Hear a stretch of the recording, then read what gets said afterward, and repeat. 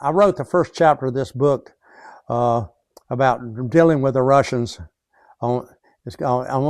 Actually written by people who actually did it.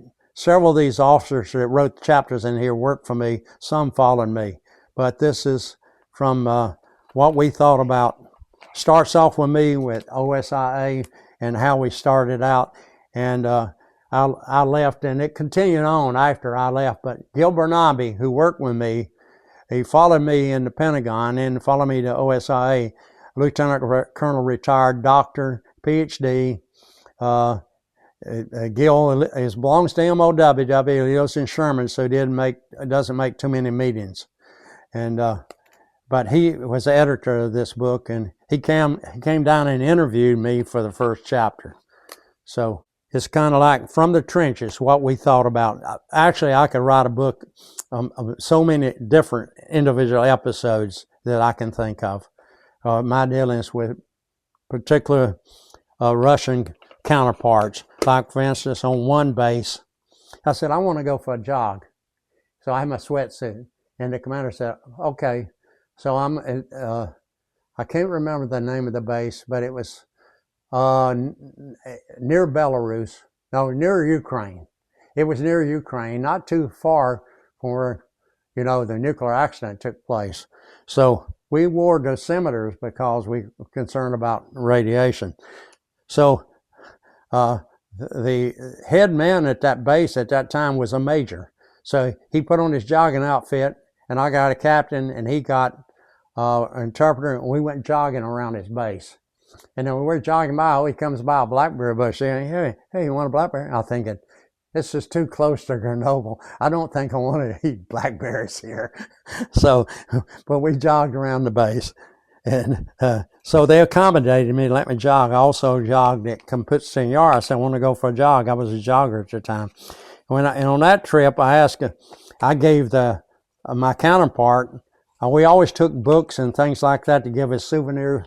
We would take things like national parks and things like that. Well, the only thing he had was he gave me his map, which he led in his pen he used. And this is a Russian map he gave me.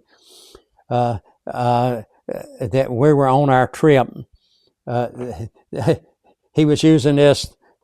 I'm not sure he'd even been there before, but I think this is Ukraine right here.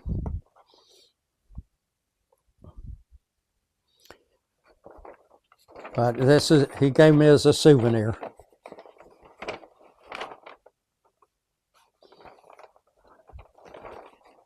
On one of the trips somewhere, I went by this place. They gave me a hunting license.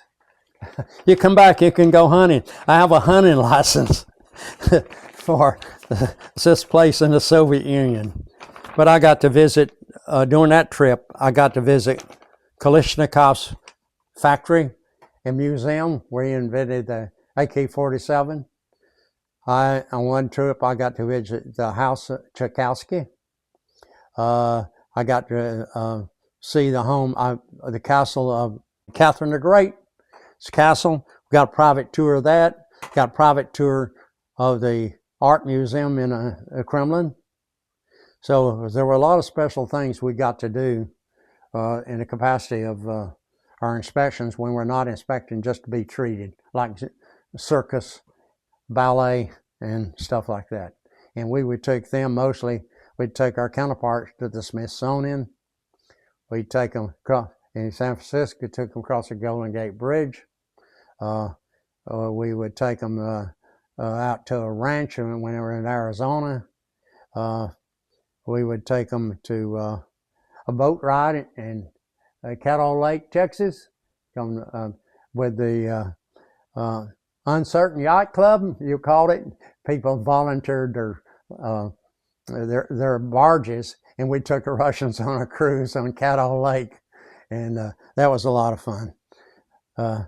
So we did things like that, and take them to the commissary. We take them to a Walmart. They like to do some shopping. That they got used to that. They like to go to the stores, so we'd take them and let them buy anything they wanted.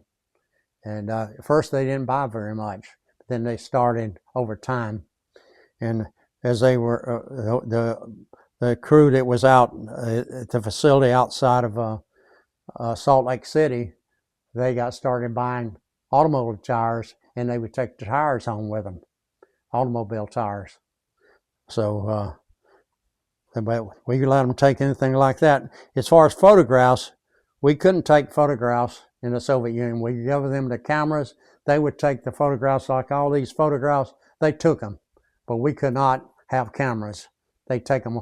We could have official camera, which we would use in their presence to take pictures of missiles and things, and they would do the same.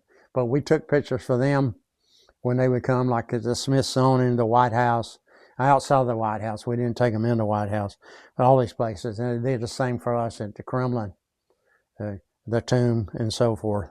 I never had a close occasion of any kind of altercation or anything. At first, we were concerned, and we would have a U.S. Marshal available in the motels when we have the Russians. Always we figured it. So if some dude's going to come by and say, "I want to knock me out of Russian," you know, so we'd have federal marshal. But we depended on the local law enforcement in case we had any problems, and we always had an FBI agent near hand, always. And you know, in case of, well, one of the things that I didn't want to happen, and I feared it could happen, is to have a defector. I think that's a headache I don't really want to encounter. But if that were to happen, first thing I would do is I contact the FBI agent, and then they're in charge from then on, and I'd be out of it. But I see the repercussions. But it never happened. We never had anyone that volunteered or wanted to defect of all the people that came. And over time, the same 9 or 10 colonels, Russian colonels, Soviet colonels, I got to know, then they got to know me. So we knew each other for a 5-year period, basically. And they knew my job. I invited my counterpart to my office, because we kept them at the hotel right across the street at Dulles Airport before going on the inspections.